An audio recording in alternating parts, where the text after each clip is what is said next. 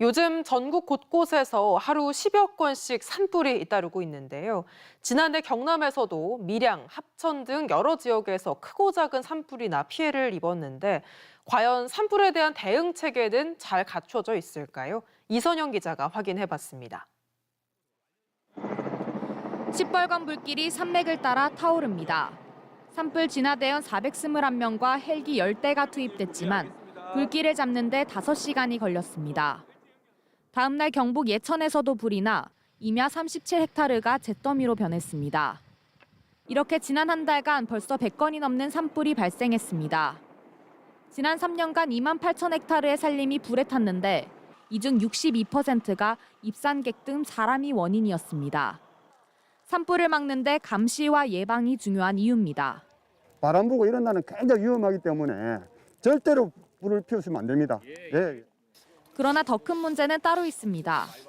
산불 감시나 초기 진화, 잔불 정리 같은 산불 대응 최일선에 있는 특수 진화대원 수가 3년 전이나 지금이나 똑같다는 겁니다. 지난해 워낙 많은 산불 관련 예산이 반영되다 보니까 우선순위에 조금 밀렸던 2027년까지 2,223명으로 확대할 계획입니다. 예산 문제가 또 발목을 잡은 건데 기간제인 이들의 활동 기간이 끝나면 대응마저 어렵습니다. 어떻게 산불 났을 때 진화할 수 있는 자원이 전혀 없지 않습니까? 그래서 저희들이 몇 부문을 우선 가까이 있는 부분을 소집을 해가지고 인력뿐만이 아닙니다. 산불 조기 진화에 핵심적인 역할을 하는 헬기도 여전히 부족합니다. 산림청의 산불 진화 헬기는 48대로 대형 산불이 났던 작년보다 한 대도 늘지 않았습니다. 지자체 임차 헬기도 고작 한 대가 늘어 73대지만 임차 기간이 지나면 이용할 수도 없습니다.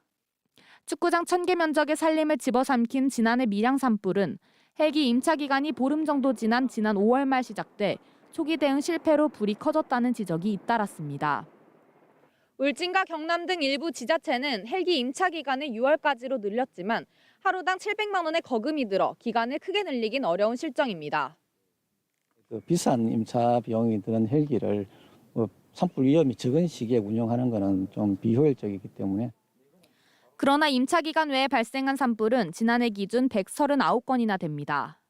물 8,000리터를 한 번에 실을 수 있는 산림청 초대형 헬기도 한 대를 추가 계약했지만 들여오는 데까지 3년이나 걸립니다.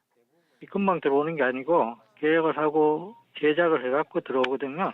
초대형 같은 경우에는 계약해서 한 3년. 전문가들은 봄, 가을에 한정하지 않고 산불 대비 체계를 갖춰야 한다고 말합니다. 10년 전 그 기후위기로 인한 산불 위험을 현실로 체감하지 않았던 시절에 설정된 거고요. 지금은 당연히 장마 이전까지는 산불을 조심하는 그런 접근이. 올해 현재까지 한 달 평균 강수 일수는 약 5일로 7.5일이었던 지난해에 이어 산불이 쉽게 날 수 있는 극심한 가뭄 상태가 이어지고 있습니다. MBC 뉴스 이선영입니다.